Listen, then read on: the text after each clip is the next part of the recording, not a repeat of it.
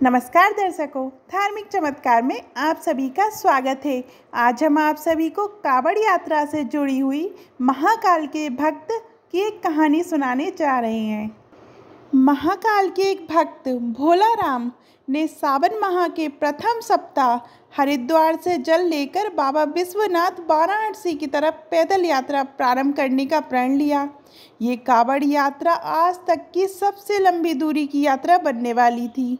भोला राम ने इस ऐलान से आसपास के गांवों में खलबली मच गई, क्योंकि भोला राम शारीरिक तौर पर मजबूत नहीं था, लेकिन फिर भी उसने इतना बड़ा संकल्प लिया कि जहां बड़े बड़े भक्त घुटने टेक दें।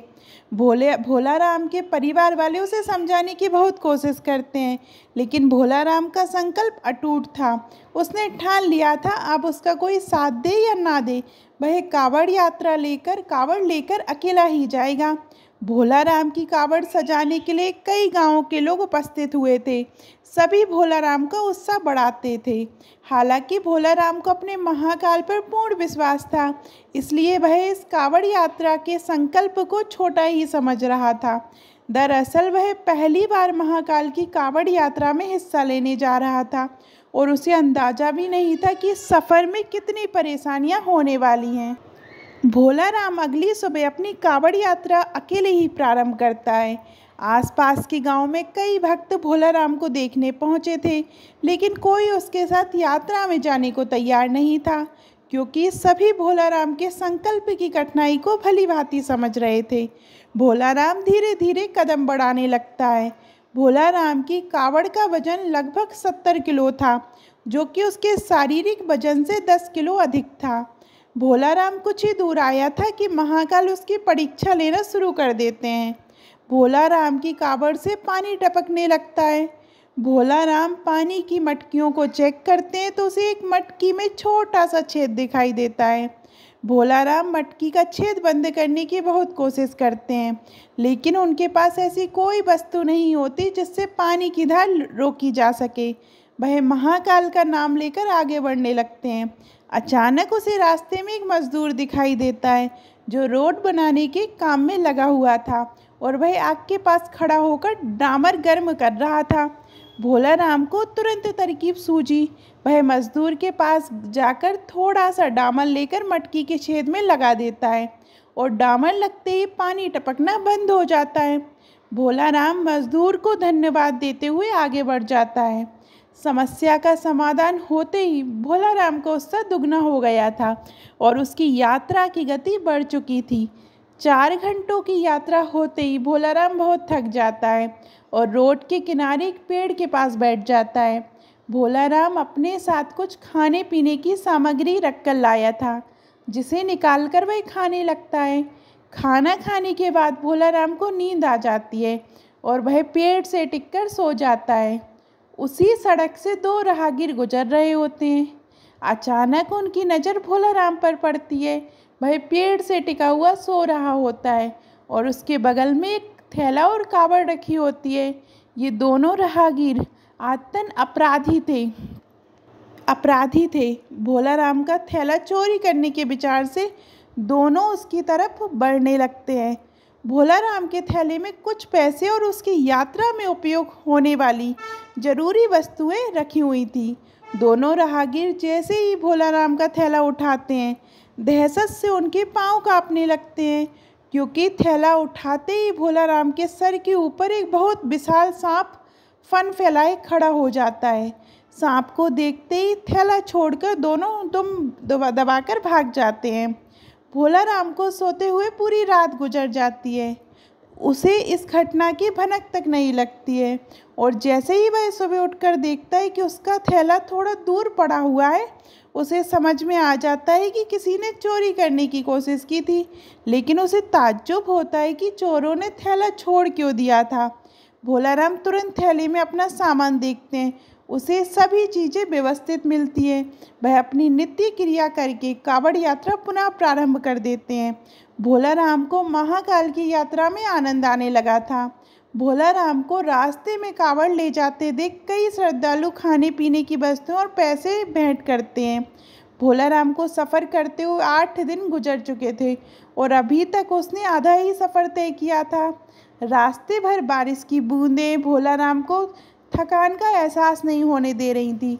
अभी तक तो भोलाराम को सफ़र में किसी खास परेशानी का सामना नहीं करना पड़ा था, लेकिन अब उलझना बढ़ने वाली थी, परेशानी बढ़ने वाली थी, क्योंकि बारिश तेज होने लगी थी। नदियों का जल स्तर बढ़ रहा था और अभी भोलाराम को रास्ते में कई नदी नाले पार करने थे। भोलाराम शारीरिक दुर्बल जरूर था, लेकिन उसके हौसले बुलंद होते हैं। महाकाल की भक्ति ने उसे ऐसा साहस दिया कि वह अपनी कांवड़ यात्रा को बिना रोके आगे बढ़ता जा रहा था।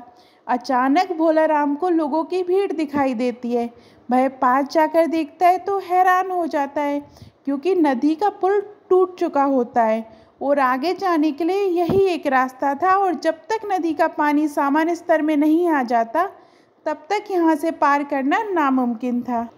भोलाराम कांवड़ लेकर सड़क पर ही बैठ जाते हैं और पानी नीचे उतरने का इंतजार करने लगता है। उसे बैठे 4 घंटे हुए थे कि अचानक एक एम्बुलेंस आकर खड़ी हो जाती है।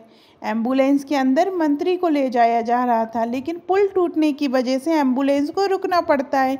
लेकिन जैसे ही मंत्री के काफिले को पुल टूटने की खबर मिलती, वह मंत्री जी के लिए हेलीकॉप्टर भेज देते हैं।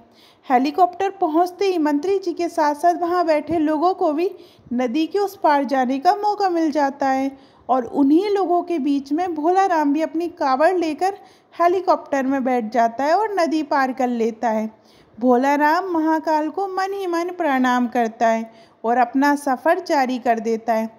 कुछ दूर आगे आने के बाद भोलाराम को एक गांव के किनारे पहाड़ी के ऊपर एक छोटा सा मंदिर दिखाई देता है।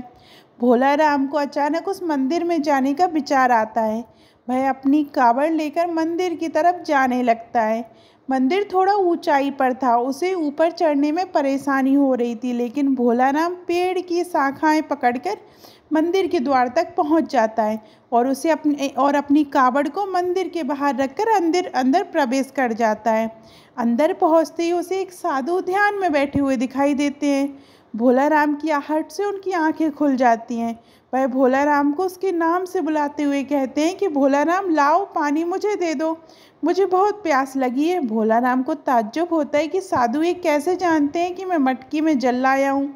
भोलाराम तुरंत साधु के सामने हाथ जोड़कर खड़े हो जाते हैं और कहते हैं, बाबा आप तो अंतर्यामी प्रतीत हो रहे हैं। आप तो सब जानते हैं कि मैं कांवड़ के लिए पवित्र जल ले जा रहा हूँ, जिसे मैं अपने महाकाल को अर्पित करूँगा, और अगर मैंने ये आपको दे दिया तो मेरे पास वहाँ ले जाने के लिए कुछ नहीं बचेगा, और वैसे भी रास्ते में बहुत सारा जल गिर चुका है। मैं क्षमा चाहूँगा, मैं आपको जल नहीं दे सकता। और इतना कहकर भोलाराम मंदिर से बाहर आ जाता है और अपना कांवड़ लेकर पहाड़ से नीचे उतर आता है। भोलाराम कच्चे रास्ते से आगे बढ़ने लगता है। थोड़ी ही दूर उसे एक गांव दिखाई देता है, और जैसे ही वह गांव के करीब पहुंचता है, वहां कुछ लोग बैठे होते हैं।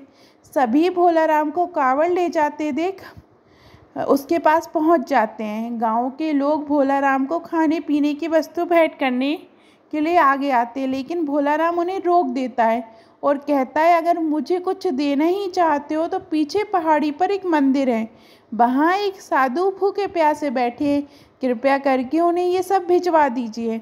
गांव के लोग भोलाराम को आश्चर्यचकित होकर देखने लगते और कहते, भैया यहाँ तो कोई पहाड़ी नहीं है, ये पूरा इलाके जंगली इलाका है, और यहाँ पेड़ पौधों के अलावा आपको कुछ दिखाई नहीं देगा, ज़रूर आपको कोई भ्रम हुआ होगा। भोलाराम सोच में पड़ जाता और कुछ देर के बाद वह कहता है, मैं दावे के साथ कह सकता हूँ यहाँ पहाड़ में एक मंदिर है, आप सभी मेरे साथ चलिए, मैं आपको दिखाता हूँ।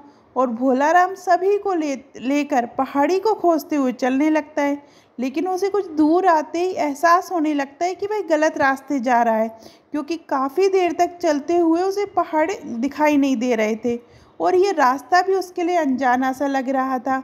वह गांव वालों को तुरंत कहता है कि आपके गांव आने का इसके अलावा कोई और रास्ता है क्या।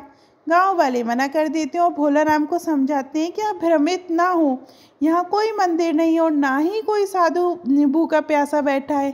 आप अपनी कांवड़ यात्रा पुनः प्रारंभ करें, अभी आपका सफ़र लंबा है। भोलाराम भाई घुटने के बल बैठ जाता है और हाथ जोड़कर भगवान महाकाल का आह्वान करने लगता है और ज़ोर ज़ोर से रोने लगता है और रोते हुए कहता है, महाकाल मैं आपको पहचान नहीं पाया, कृपया मुझे दर्शन दीजिए। मैं जानता हूँ साधु के वेश में आप ही थे। मैं आपके लिए जल लाया हूँ और मैं आपको जल पिलाए बिना यहाँ से नहीं जाऊँगा।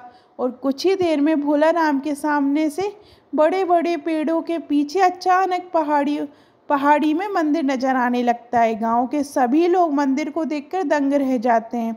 मंदिर देखते ही भोला राम कावड़ लेकर दौड़ पड़ता है और दोबारा उसी मंदिर में प्रवेश कर जाता है। गांव के लोग पहाड़ी के नीचे खड़े होकर महाकाल की महिमा देख रहे होते हैं। मंदिर रहस्यमयी था जिसे आज से पहले किसी ने नहीं देखा था।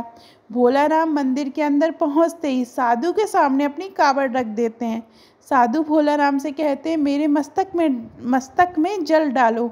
और जैसे ही भोला राम मटकी से साधु के सर में जल डालते हैं, अचानक उनके सामने का नज़ारा बदल जाता है और वह वाराणसी की गंगा नदी के किनारे पहुंच चुके होते हैं।